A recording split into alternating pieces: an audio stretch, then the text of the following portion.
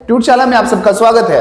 2 दिन के बाद ही बसंत पंचमी आ रही है और हमारा यमुनानगर का पूरा आसमान 2 दिन के बाद पतंग से भर जाएगा। तो पतंग को उड़ाने से पहले चलिए आइए जानते हैं पतंग के फिजिक्स क्या है। पतंग जनरली एक पतले कपड़े, कागज या एक पॉलिथीन से बनी होती है जो इस तरह की दिखाई देती है। स्क्वायर कट उसका शेप रहता है जिसके अंदर ये 2 लकड़ी लगी होती है जो इस पेपर को सीधा रखने में हमारी हेल्प करती है।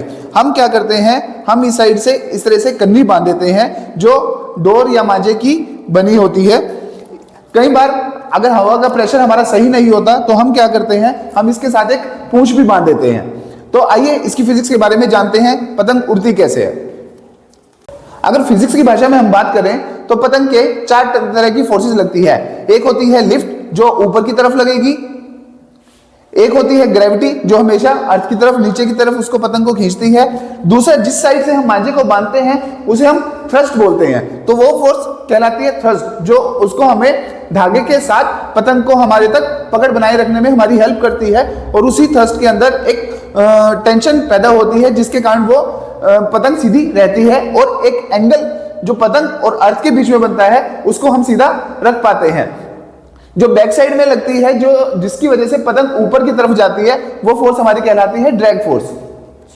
जब भी हम मांझे को ऊपर की तरफ उड़ाते हैं तो हमारे यहाँ पर एक एंगल बनता है अर्थ के साथ जो कि हमें पतंग को ऊपर ले जाने में हेल्प करता है। लेकिन ये एंगल कभी भी 90 डिग्री का नहीं हो सकता, क्योंकि उससे क्या होगा, उससे हमारे जो हाई प्रेशर और लो प्रेशर का कंसेप्ट है वो नहीं बन पाएगा और पतंग दोबारा नीचे गिरनी स्टार्ट हो जाएगी। तो ये एंगल हमेशा हमारा क्या रहता है, लेस देन 90 डिग्री रहता है।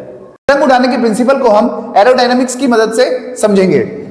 सेम प्रिंसिपल यहाँ पर एरोप्लेन के लिए भी अप्लाई होता है और सेम ही प्रिंसिपल हमारा पतंग के लिए अप्लाई होता है। मान लीजिए ये हमारी एक पतंग है जो एक एंगल बना रही है और हमारी जो हवा है वो इस तरह से आ रही है। तो होगा क्या, जो पतंग का ऊपर वाला हिस्सा होगा वहां पर हवा थोड़ा तेजी से निकलेगी और जो नीचे वाला हिस्सा होगा वहां पर जो हवा के मॉलिक्यूल्स हैं वो थोड़ा स्लो हो जाएंगे।